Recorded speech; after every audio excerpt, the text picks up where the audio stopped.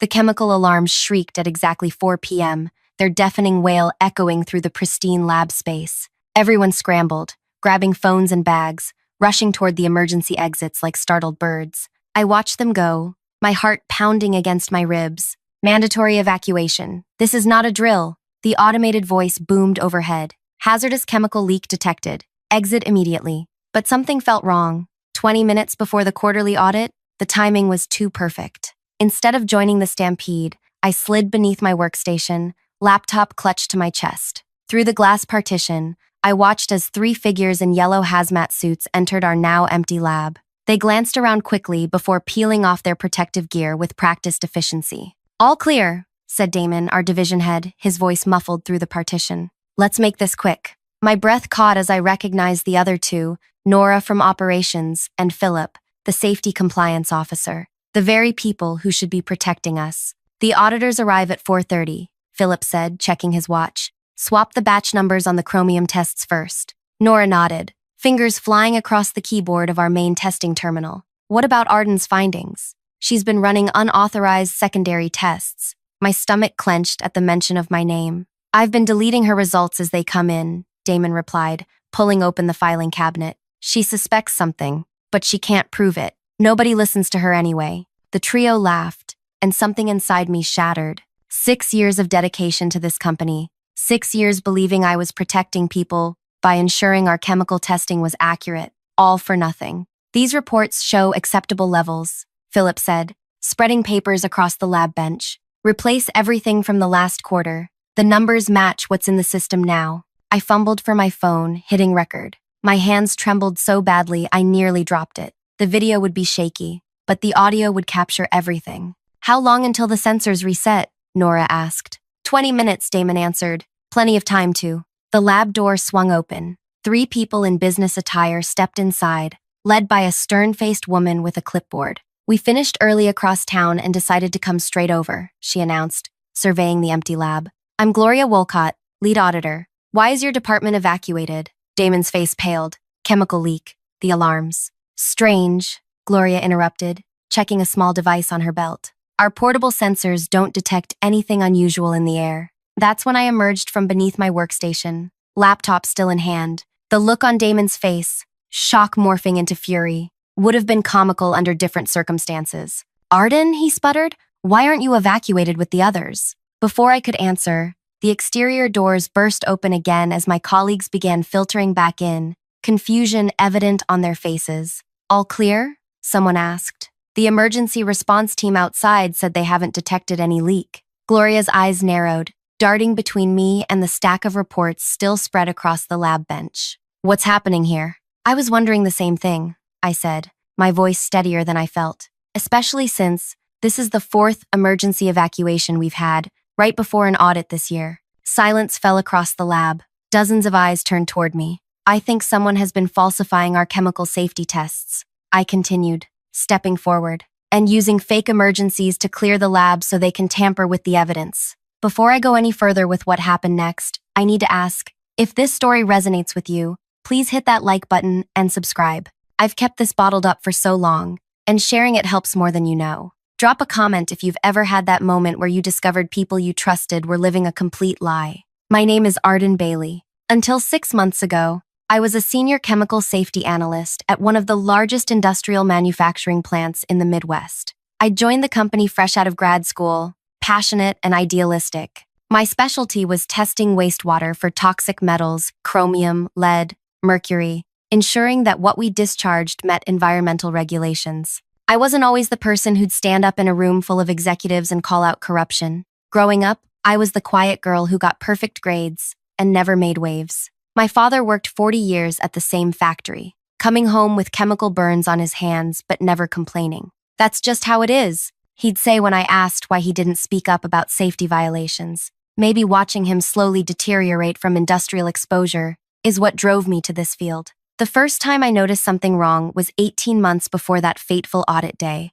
A routine test of our wastewater showed chromium levels at 2.3 parts per million, more than double the legal limit. I ran the test 3 times to be sure, documented everything meticulously, and submitted my findings through the proper channels. 3 days later, I checked the database to see what remediation plan had been implemented. To my surprise, the entry showed chromium levels at 0.9 parts per million, completely within legal limits. I thought I'd made an error, so I ran new tests. Same high result. When I brought this discrepancy to Philip, our safety compliance officer, he smiled thinly. "You must have contaminated your sample," he said. "Don't worry about it. The official results look fine." I might have accepted that explanation if it happened once, but over the next year, the pattern repeated with disturbing regularity. Every time I found elevated levels of toxic metals, the official records would mysteriously change within days. When I began keeping a separate log of my original findings, my access to certain testing stations became restricted. "We're restructuring the department," Damon explained when he revoked my primary testing privileges. "You'll be handling quality assurance documentation instead." They didn't fire me. That would have been too suspicious. Instead, they tried to bore me into quitting by assigning me mindless paperwork. What they didn't realize was that this new position gave me access to historical testing data going back 5 years. Night after night, I stayed late, combing through thousands of test results, finding patterns of alteration. The company was systematically dumping improperly treated chemical waste into the watershed that fed into Riverbrook, a working-class community 10 miles downstream. The same community where my father had lived his entire life. The same community experiencing a sudden spike in kidney disease and developmental disorders in children. The morning before that audit day, I'd visited my father in the hospital. His kidneys were failing, and doctors couldn't explain why a healthy man would deteriorate so quickly. As I sat beside his hospital bed, watching machines filter the toxins from his blood, something hardened inside me. "You look angry, sweetheart," he'd said, his voice weak. "I am angry," I'd replied, squeezing his hand. "Someone needs to be." That afternoon, I made 2 crucial decisions. First, I installed a small program on my laptop that would automatically back up all testing data to my personal cloud storage. Second, I bought a personal chemical detector, the kind emergency responders use, and began carrying it everywhere. Which brings us back to that day, standing in the lab with the auditors, watching Damon's carefully constructed facade begin to crumble. "These are serious accusations," Gloria said, glancing between me and the management team. "Do you have any proof?" Damon laughed, regaining his composure. "Arden has been struggling with performance issues lately. We've documented her growing paranoia in her personnel file." A familiar, sinking feeling washed over me. They'd prepared for this possibility, building a case against me. Looking around at my colleagues' faces, I saw doubt, confusion, and, worst of all, pity. They thought I was having some kind of breakdown. "I understand how this looks," I said, opening my laptop, "but I've been tracking the alterations." I turned the screen toward Gloria, showing a split view of the same test results. The original I'd backed up and the altered version now in the system. "These chromium readings have been changed.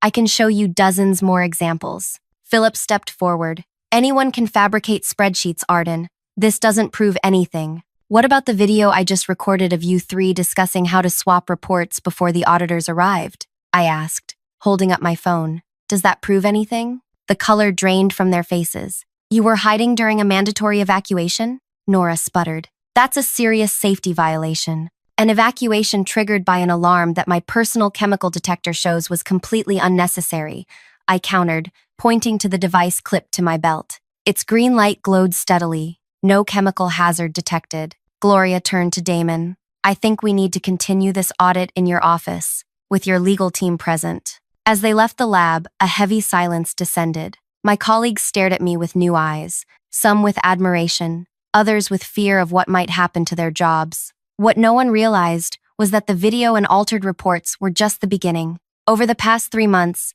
I'd been building a comprehensive case, not just against Damon, Philip, and Nora, but against the entire executive team that had knowingly permitted the dumping of toxic waste for years. I'd connected with an environmental scientist studying the disease cluster in Riverbrook. I'd tracked down former employees who'd been fired after raising concerns. I'd even mapped the property values around the company, discovering that executives had quietly sold their homes near the watershed years ago, just before the contamination would have reached detectable levels. But as I stood there in the lab that day, I had no idea how deep the corruption went, or how dangerous my position had become. I didn't know that before the night was over, someone would break into my apartment. I couldn't have predicted that my father would suffer a sudden complication at the hospital within hours of my confrontation. I was just one person standing against a corporation willing to poison an entire town for profit. And while I thought exposing them to auditors was my moment of triumph, I was wrong. It was merely the opening move in a game I wasn't fully prepared to play.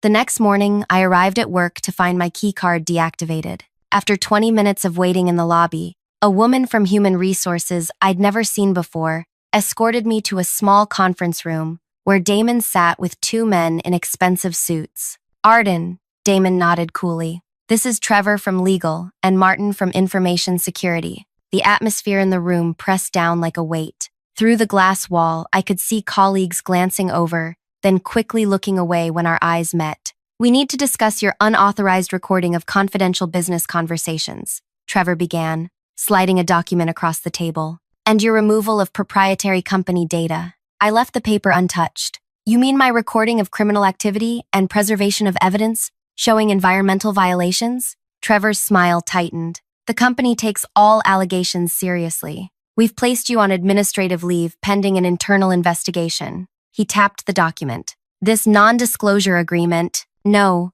I said simply. Martin leaned forward. Miss Bailey, we found several unauthorized programs on your workstation. Frankly, that's grounds for immediate termination. Then terminate me. Damon's eye twitched. These weren't the responses they'd prepared for. We're trying to handle this amicably, Damon said. Sign the agreement, turn over all copies of company data and recordings, and we'll provide 6 months severance. I thought about my father lying in his hospital bed, tubes carrying his blood through dialysis machines, about the children in Riverbrook born with developmental issues, about the company's 5-year pattern of dumping toxic waste while hiding the evidence. No, I repeated. I don't think I will. As security escorted me out, I noticed people watching from every doorway. Zoe, my closest colleague, stepped forward like she might speak, then retreated when Martin glared at her. Even through the shame of the perp walk, I kept my head high. Outside, parked across from my car, a police cruiser waited with lights off. A warning? A threat? I couldn't be sure. My phone rang as I reached my car. The hospital. Miss Bailey, your father's had another episode. His potassium levels spiked suddenly. We've stabilized him, but you should come in. I drove straight to the hospital, mind racing. Dad had been stable for weeks. Why would his levels suddenly spike? In his room, I found a nurse I didn't recognize checking his IV. What are you giving him? I asked, perhaps too sharply. She startled. Just routine fluids and medications prescribed by Dr. Wells. My father's doctor is Bennett, not Wells. A flicker of something crossed her face. She quickly finished and left, muttering about checking the chart. I studied the IV bag and tubing. Nothing seemed visibly wrong, but I wasn't a medical professional. When the regular nurse came in, I asked her about the change in doctors. There's no Dr. Wells on this floor, she said, checking Dad's chart with a frown. And no medication changes were ordered today. That night, I slept in the hospital chair beside my father, too afraid to leave him alone. Around 3 a.m., my phone buzzed with a text from a number I didn't recognize. Back door left unlocked. Take what you need, Z. Zoe? I thought immediately. But why would she have a new number? When I finally returned home the following morning to shower and change, I found my apartment door slightly ajar. Inside, dresser drawers hung open, clothes strewn across the floor. My laptop was gone, along with the external hard drive containing my backup files. Thankfully, they hadn't found everything. Weeks earlier, paranoia had driven me to keep multiple copies of the evidence in different locations. The most comprehensive set was hidden on a micro SD card inside an old stuffed penguin my father had given me as a child. While I stood surveying the damage, my phone rang. Unknown number. Hello? They're watching your apartment. The voice was hushed, distorted. Meet me at Truman Bridge in 30 minutes. Come alone. Who is this? Someone else who got pushed out. 30 minutes. Don't bring your phone. The line went dead. I debated with myself. This could be a trap, but if there was someone else who knew what was happening, someone who could corroborate my findings, I needed to talk to them. Truman Bridge spanned the same river that carried waste from our plant into Riverbrook. Halfway across the pedestrian walkway, a thin man with hunched shoulders leaned against the railing, watching the water below. Wade, I said, recognizing our former environmental compliance manager who'd supposedly resigned for personal reasons last year. He nodded without looking at me. Didn't think they'd go after you, Arden. You were always the quiet one, playing by the rules. Until the rules turned out to be lies. Did they visit your home yet? They'll make it look like a regular break-in. Last night, I confirmed. How did you know? Because the same thing happened to me after I found the first cluster of kidney cases in Riverbrook. Apartment ransacked, fired for data theft, then strange accidents. My car brakes failed on the highway. A chill ran through me despite the warm spring air. The company made 3 separate settlements with Riverbrook residents, he continued, all sealed by judges with financial ties to our parent corporation. I tracked 15 cases of kidney failure directly to our wastewater output, including my father, I said. Wade finally turned to look at me. Your father? Ellis Bailey? Yes, he's in renal failure. Stage 4. Something like guilt flashed across Wade's face. Ellis was my first hire when I joined the company 20 years ago. I didn't know he was sick. He paused. Or that he was your father. Why did you want to meet? Wade pulled a flash drive from his pocket. Because of this. Medical records, soil samples, water testing, everything I collected before they pushed me out. I've been afraid to use it, but maybe you can. As I reached for it, a black sedan pulled up at the end of the bridge. 2 men in dark suits stepped out. Wade shoved the drive into my hand. Run now. What about you? I'll delay them. They're already watching you. Be careful who you trust. He pressed something else into my palm. A business card. This reporter was investigating the company last year. Find her. I slipped away as Wade walked toward the men, arms raised in apparent surrender. By the time I reached the other side of the bridge, all 3 had disappeared. The card read, Talia Merritt, investigative journalist, with a phone number and email address. That evening, I sat in a 24-hour diner 10 miles from my apartment, using their free Wi-Fi to upload Wade's files to a secure cloud account. The data was damning. Internal memos acknowledging the toxic dumping, medical records of affected employees, and most shocking, a list of payments to local officials who had blocked previous investigations. I composed an email to Talia with a link to the files, my finger hovering over the send button. Was I ready for what would happen next? Once this information went public, there would be no going back. My phone buzzed with a call from the hospital. Miss Bailey? It's Nurse Patel. Your father is asking for you. He seems agitated. 20 minutes later, I rushed into Dad's room to find him struggling to sit up in bed. They were here, he wheezed, gripping my arm with surprising strength. Men asking questions about you. What men? What did they want? Said they were insurance investigators. Wanted to know about your mental health history. His eyes, normally kind, hardened with rare anger. I told them, my daughter's not crazy, that she's the sanest, most honest person I know. I squeezed his hand. Thank you, Dad. Arden, he said, voice dropping to a whisper. One of them knew things. About that summer you spent in treatment after Mom died. Things nobody outside the family should know. Ice formed in my stomach. I'd had a mental health episode at 16 after my mother's death. A brief hospitalization that wasn't in any public record. If they knew about that, what else had they uncovered? Dad's heart monitor began beeping faster. Promise me something, he said. Don't let them silence you, but don't let them destroy you either. I won't, I promised, though I wasn't sure how to keep both parts. As I left the hospital, my phone lit up with a message from Talia. Got your email. This is explosive. Need to meet as soon as possible. We arranged to meet at a coffee shop the following morning. I spent the night at a cheap motel paid for with cash, too afraid to return to my apartment. Sleep came in fitful bursts, punctuated by nightmares of drowning in contaminated water. The coffee shop was busy, good for anonymity, bad for private conversation. Talia was younger than I expected, early 30s, with sharp eyes that missed nothing. Your evidence corroborates what I've been hearing for months, she said after introductions. But nobody would go on record. I will, I told her. She studied me for a moment. You understand what that means? These people have millions to spend discrediting you. They'll dig up every mistake you've ever made, twist every word you've ever spoken. They're already trying. But people are dying, including my father. What choice do I have? Talia nodded slowly. We'll need to move fast. Once they realize I'm involved, they'll try to get an injunction to block publication. As we discussed strategy, I noticed a man at a nearby table paying too much attention to our conversation. When Talia went to the restroom, he slid into her seat. Miss Bailey, he said quietly, my name is Julian. I represent certain shareholders who are disturbed by what they're learning about the company's practices. What do you want? To help you. Some of us want this exposure to happen. The old guard has been cutting corners for too long, putting all investors at risk. I'd learned to be suspicious. Why should I trust you? Julian slid a phone across the table. That belonged to Wade Porter. We retrieved it before the company's security team could. The passcode is his daughter's birthday, April 16th.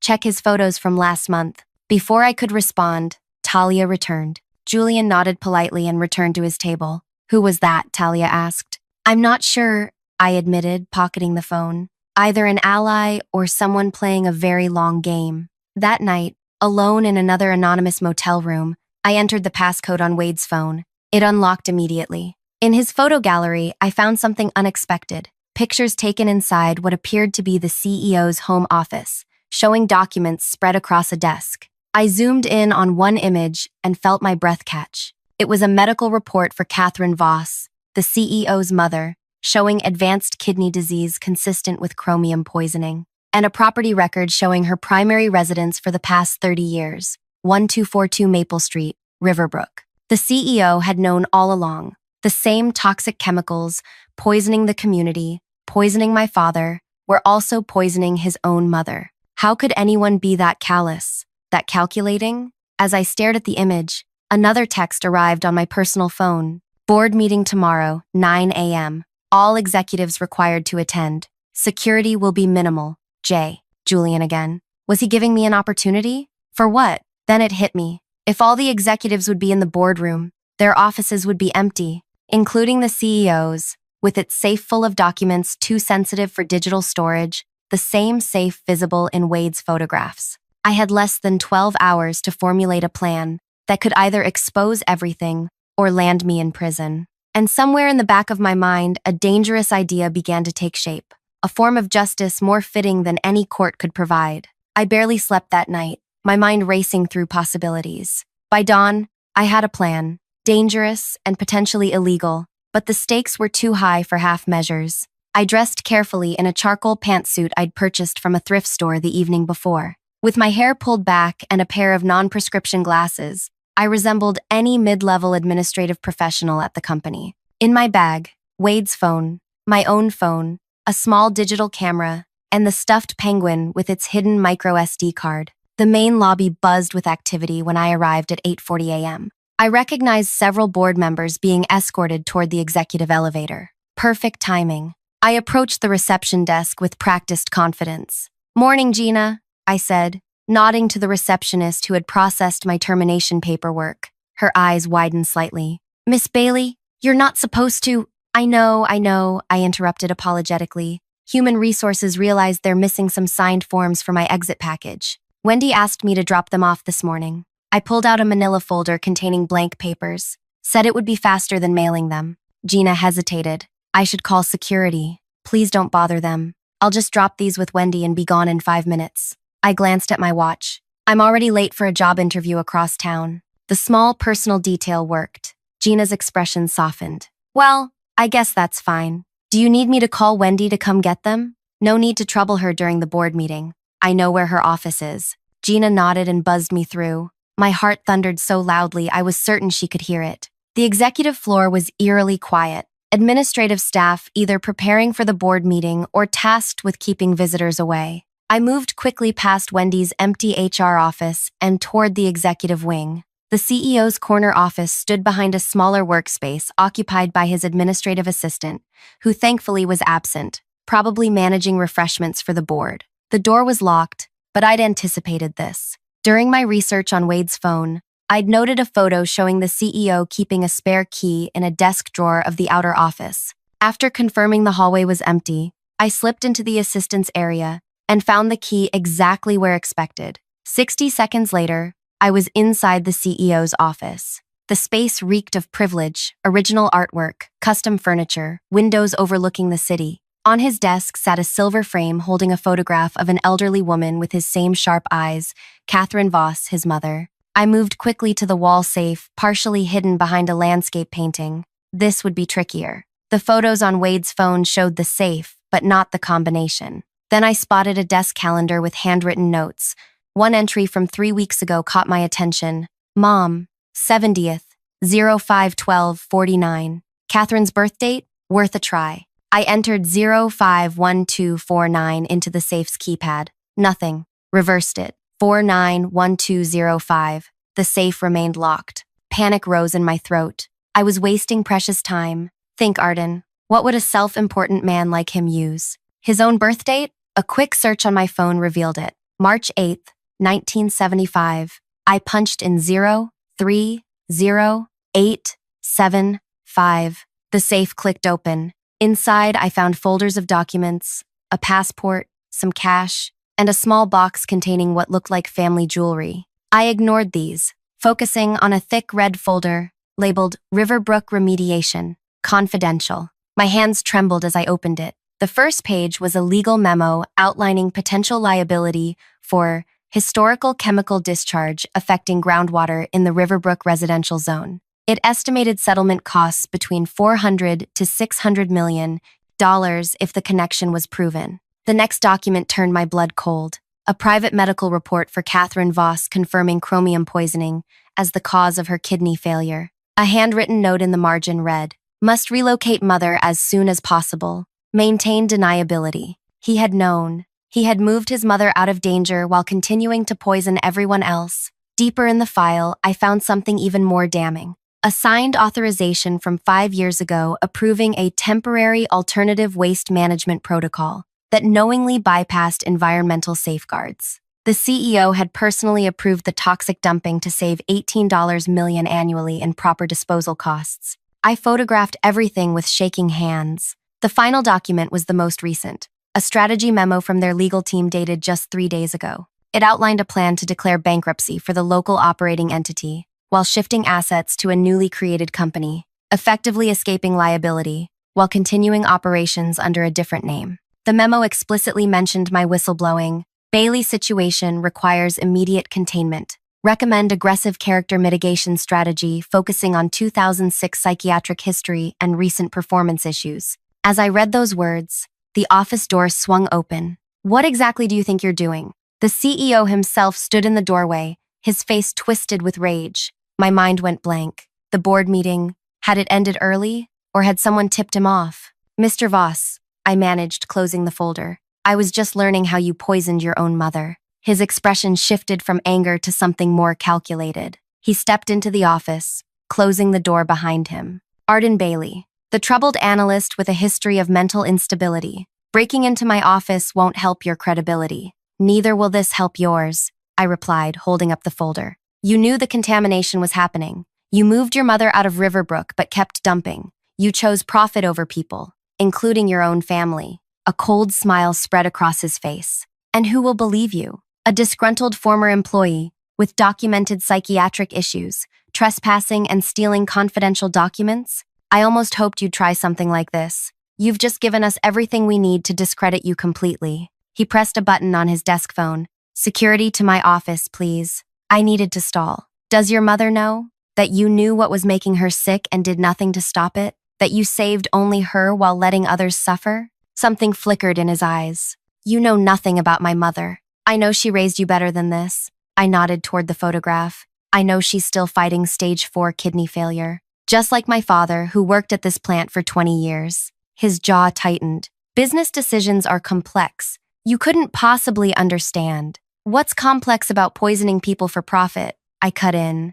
"About watching them die slowly while you collect bonuses?" Heavy footsteps approached in the hallway. "Your mother deserved better," I said quietly. Everyone in Riverbrook deserved better. The door opened and 2 security guards stepped in. The CEO pointed at me. "This woman is trespassing. Escort her out and call the police." As the guards approached, I made no resistance, allowing them to take the folder from my hands and escort me toward the elevator. The CEO followed, his composure regained. "This is the end of your little crusade, Miss Bailey," he said as the elevator doors opened. "I'll personally see that you face charges for breaking and entering, corporate espionage, and theft of confidential documents." I stepped into the elevator with the guards, turning to face him. "Maybe, but first, you might want to check your phone." Confusion crossed his face as the doors closed. In the lobby, the guards marched me toward the exit, past shocked onlookers. Outside, police cruisers already waited with flashing lights. This was it. I had gambled everything and lost.